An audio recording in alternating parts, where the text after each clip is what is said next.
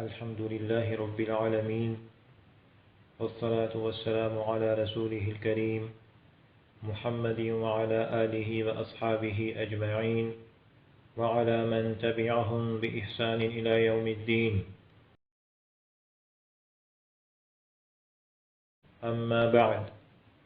حضرات محترم، یہ ضروریات دین کورس کا سبق نمبر 24 ہے. اس کا موضوع ہے قرآن مجید کی تلاوت کے فضائل و آداب. اس میں پہلے تلاوت کی فضیلت کے بارے میں 10 احادیث سمجھیے. نمبر 1، نبی اکرم صلی اللہ علیہ وسلم کا ارشاد ہے، جو کتاب اللہ کا ایک حرف پڑھتا ہے اسے اس پر ایک نیکی ملتی ہے اور ایک نیکی کا ثواب 10 نیکی کے برابر ملتا ہے. میں یہ نہیں کہتا کہ سارا الف لام میم ایک حرف ہے، بلکہ الف ایک حرف ہے، لام ایک حرف ہے اور میم ایک حرف ہے. مطلب یہ کہ دوسرے نیک اعمال میں تو پورا عمل ایک شمار ہوتا ہے اور اس پر ایک عمل کا ثواب ملتا ہے، لیکن تلاوت کے اجزاء بھی پورا عمل سمجھے جاتے ہیں اور ان میں سے ہر ایک جز پر پورے عمل کا ثواب ملتا ہے. دوسری بات یہ معلوم ہوئی کہ الف لام میم پڑھنے پر 30 نیکیاں ملتی ہیں اور ایک نیکی کا اجر و ثواب اتنا زیادہ ہے کہ دنیا جہان کی نعمتیں اس کے سامنے کوئی حیثیت نہیں رکھتی. تو اس حدیث سے معلوم ہوا کہ تلاوت قرآن کا بہت زیادہ ثواب ہے، لہذا ہمیں اس کا بہت اہتمام کرنا چاہیے اور ہمارے دن کا آغاز نماز کے بعد تلاوت قرآن ہی سے ہونا چاہیے. نمبر 2، رسول اللہ صلی اللہ علیہ وسلم نے ارشاد فرمایا، جو مومن قرآن پڑھتا ہے اس کی مثال ترنج کی ہے، اس کی خوشبو بھی عمدہ ہے اور مزہ بھی لذیذ. اور جو مومن قرآن نہیں پڑھتا اس کی مثال کھجور کی ہے کہ خوشبو کچھ نہیں اور ذائقہ میٹھا ہے. اس حدیث سے معلوم ہوا کہ تلاوت کی مومن کے لیے وہی حیثیت ہے جو پھل کے لیے خوشبو کی ہے. جیسے خوشبو کے بغیر ہمیں پھل اچھا نہیں لگتا، ایسے ہی اللہ تعالیٰ کو تلاوت کے بغیر مومن اچھا نہیں لگتا. نمبر 3، نبی اکرم صلی اللہ علیہ وسلم نے ارشاد فرمایا، قرآن پڑھو کیونکہ وہ اپنے پڑھنے والوں کے لیے سفارشی بن کر آئے گا. نمبر 4، رسول اللہ صلی اللہ علیہ وسلم کا ارشاد ہے، تم میں سب سے بہتر وہ شخص ہے جو قرآن سیکھے اور سکھائے. قرآن سیکھنے اور سکھانے کا کم از کم درجہ یہ ہے کہ الفاظ پڑھنا سیکھے اور سکھائے، اور اس کا اعلیٰ درجہ یہ ہے کہ معانی سمیت الفاظ سیکھے اور سکھائے. نمبر 5، قال رسول اللہ صلی اللہ علیہ وسلم، لا حسد الا فی اثنتین، رجل آتاہ اللہ مالا فہو ينفق منہ آناء اللیل وآناء النہار، ورجل آتاہ اللہ القرآن فہو یقوم بہ آناء اللیل وآناء النہار. نبی اکرم صلی اللہ علیہ وسلم کا ارشاد ہے، 2 آدمیوں کے علاوہ کسی پر رشک نہیں. ایک وہ آدمی جسے اللہ نے مال دیا ہو اور وہ دن رات اس میں سے خرچ کر رہا ہو، اور دوسرے وہ آدمی جسے اللہ نے قرآن دیا ہو اور وہ دن رات اس میں مشغول ہو. قرآن مجید میں مشغول ہونے میں تلاوت کرنا، دوسرے کو پڑھانا، عمل کرنا، یہ سب صورتیں داخل ہیں. نمبر 6، نبی اکرم صلی اللہ علیہ وسلم کا ارشاد ہے، اللہ تعالیٰ کے لیے کچھ لوگ خاص گھر کے لوگ ہیں. صحابہ رضی اللہ عنہم نے عرض کیا کہ وہ کون لوگ ہیں؟ تو آپ صلی اللہ علیہ وسلم نے فرمایا، قرآن والے، کہ وہ اللہ کے اہل اور خاص ہیں. قرآن والوں سے مراد وہ لوگ ہیں جو ہر وقت قرآن میں مشغول رہتے ہیں اور اس کے ساتھ خاص تعلق رکھتے ہیں. نمبر 7، رسول اللہ صلی اللہ علیہ وسلم نے ارشاد فرمایا، اس شخص کی شان جو قرآن پڑھے اور اس کا پکا حافظ ہو، وہ بزرگ نیک لکھنے والے فرشتوں کے ساتھ ہے، اور اس شخص کی شان جو قرآن پڑھے اور اسے بار بار یاد کرے اور مشقت اٹھائے، اسے دوہرا ثواب ہے. اس حدیث میں حافظ قرآن کی فضیلت کا ذکر ہے. یہاں حافظ قرآن کی 2 قسمیں ذکر کی گئی ہیں، ایک پکا حافظ اور دوسرے کچا حافظ. جو پکا حافظ ہو یعنی جسے اچھی طرح قرآن مجید یاد ہو اور اچھی طرح پڑھے، وہ بزرگ فرشتوں کے ساتھ ہے. فرشتوں کے ساتھ ہونے کا مطلب یہ ہے کہ یہ حافظ بھی ان فرشتوں جیسا کام کرتا ہے۔ بزرگ فرشتے بھی لوح محفوظ سے قرآن مجید نقل کرتے ہیں اور یہ حافظ بھی قرآن مجید پڑھتا ہے اور اسے آگے پہنچاتا ہے، تو گویا دونوں ایک ہی کام کر رہے ہیں۔ یا فرشتوں کے ساتھ ہونے کا مطلب یہ ہے کہ آخرت میں پکا حافظ بزرگ فرشتوں کے ساتھ ہوگا اور اس کا مرتبہ بہت بلند ہوگا۔ حافظ قرآن کی دوسری قسم کچا حافظ ہے۔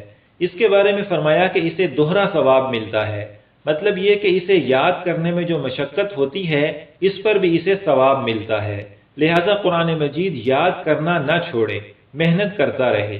یہ مطلب نہیں کہ کچے حافظ کو پکے حافظ سے زیادہ ثواب ملتا ہے، ثواب اور مرتبہ تو پکے حافظ کا ہی زیادہ ہے۔ نمبر 8، نبی اکرم صلی اللہ علیہ وسلم کا ارشاد ہے، قرآن والے سے قیامت کے دن کہا جائے گا کہ پڑھتا جا اور جنت کے درجوں پر چڑھتا جا، اور ٹھہر ٹھہر کر پڑھ جیسے تو دنیا میں ٹھہر ٹھہر کر پڑھا کرتا تھا، بس تیرا مرتبہ وہی ہے جہاں آخری آیت پر پہنچے۔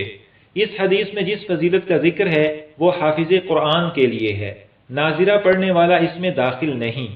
پورا قرآن مجید حفظ کرنا فرض کفایہ ہے، اور جتنی مقدار نماز میں پڑھی جاتی ہے اتنی یاد کرنا فرض عین ہے۔ نمبر 9، نبی اکرم صلی اللہ علیہ وسلم کا ارشاد ہے، قرآن مجید کی خبر گیری کرو، قسم ہے اس ذات کی جس کے قبضے میں میری جان ہے، قرآن مجید اونٹ کے رسیوں سے نکلنے سے جلدی دل سے نکل جاتا ہے۔ مطلب یہ کہ یاد کرنے کے بعد اس کی نگہداشت رکھو، باقاعدگی سے پڑھتے رہو تاکہ یاد رہے۔ نمبر 10، رسول اللہ صلی اللہ علیہ وسلم نے 3 آدمیوں کی تعظیم کو اللہ تعالیٰ کی تعظیم قرار دیا ہے: بوڑھے مسلمان کی تعظیم، قرآن مجید کے حافظ اور قاری کی تعظیم جو تلاوت کے آداب کا خیال رکھے، اور عدل کرنے والے حاکم کی تعظیم۔ اس حدیث پر ذرا غور فرمائیے، حافظ قرآن کے اس سے بڑی فضیلت اور کیا ہوگی کہ اس کے ادب کو اللہ تعالیٰ کا ادب قرار دیا ہے۔ محترم سامعین، اب تلاوت کے 10 آداب سمجھیے۔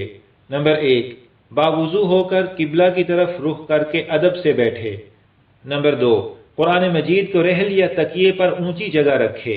نمبر 3، دل میں اللہ تعالیٰ اور ان کے کلام کی عظمت اور بڑائی ہو کہ قرآن مجید سے بڑی چیز اور کوئی نہیں۔ نمبر 4، سورت کے درمیان سے تلاوت شروع کرے تو صرف اعوذ باللہ پڑھنا کافی ہے، بسم اللہ پڑھنا ضروری نہیں، لیکن اگر بسم اللہ بھی پڑھ لے تو کوئی حرج نہیں۔